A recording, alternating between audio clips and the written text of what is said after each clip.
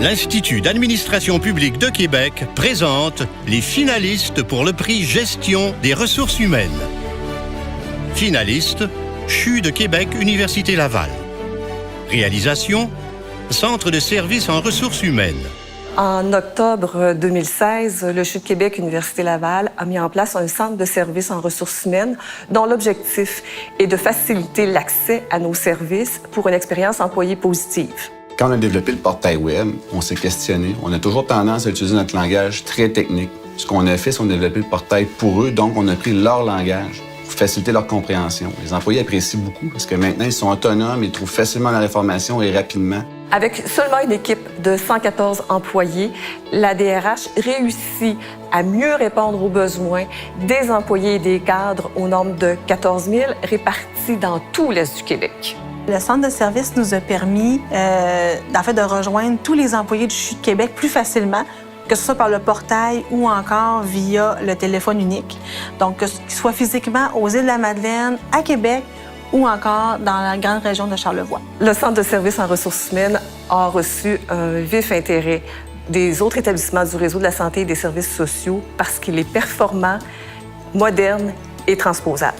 Sous les principes du Lean, le centre de service nous a amenés à revoir nos processus et à harmoniser le tout. Donc, ce qui fait qu'avec le même nombre de personnes, je vais traiter plus de demandes, donc 2000 appels par mois, plus de 500 demandes des employés, 600 autorisations d'absence. Donc, pour les employés, le centre de service, ça marche. Finaliste, Ministère de l'Éducation et de l'Enseignement supérieur.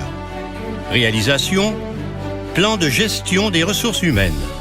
Au sein du ministère de l'Éducation, Enseignement supérieur, avec la responsabilité de loisirs et du sport, ministère réunifié, j'ai senti l'importance de pouvoir se donner un projet commun, donc un projet rassembleur qu'on a appelé le Plan de gestion des ressources humaines.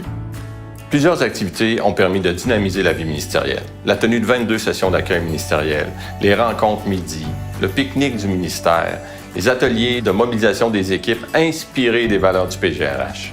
Il y a aussi la tenue de l'activité Une journée dans la vie d'un sous-ministre adjoint et évidemment la participation record aux défis entreprises. Bien sûr, il y a des axes, des objectifs, mais ce qui est le plus important, c'est l'approche qu'on a prise, cette approche de collaboration où tous les employés ont été invités à participer.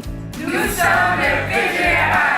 Donc, c'est plus de 90 personnes qui font vivre ce plan au quotidien et qui peuvent influencer. Ça nous permet la mobilisation, ça nous permet d'agir avec proactivité et aussi d'être en synergie parce que ce sont des employés de tous les secteurs qui peuvent y œuvrer.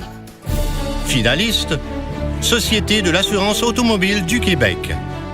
Réalisation, penser le développement des compétences des ressources humaines autrement. Le développement des compétences est un élément essentiel pour la performance et l'efficience de nos organisations. Nous nous sommes donc posé des questions très simples. Est-ce que nos apprenants intègrent ce qu'ils ont appris?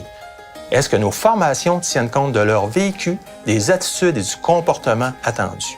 Nous avons donc pris un virage vers un apprentissage expérientiel qui est dynamique dans l'action et qui place l'apprenant au centre de l'apprentissage. Il faut noter qu'une attention particulière a été portée non seulement au savoir et savoir-faire, mais surtout au savoir-être. Nous avons donc révisé le programme de formation initiale des contrôleurs routiers au complet, en tenant compte des nouvelles réalités actuelles ainsi que du développement d'une main-d'œuvre qualifiée et compétente. L'exercice que nous avons entrepris a démontré clairement les limites des formations traditionnelles axées sur des pédagogies passives. C'est pourquoi nous nous sommes lancés dans un chantier pédagogique et qui aboutit à une démarche très structurée qui est basée sur une approche par compétences. Ce fut un grand défi d'intégrer l'approche par compétences dans les 21 semaines de formation initiale pour les nouveaux contrôleurs routiers. Avec l'approche par compétences que nous avons développée, nos employés sont mieux formés et préparés aux réalités de leur métier dès l'entrée en fonction. Je suis fier de l'équipe des formateurs qui ont su innover et développer des activités dynamiques en impliquant et responsabilisant les futurs contrôleurs routiers. Les partenaires des prix d'excellence de l'administration publique du Québec souhaitent bonne chance à tous les finalistes.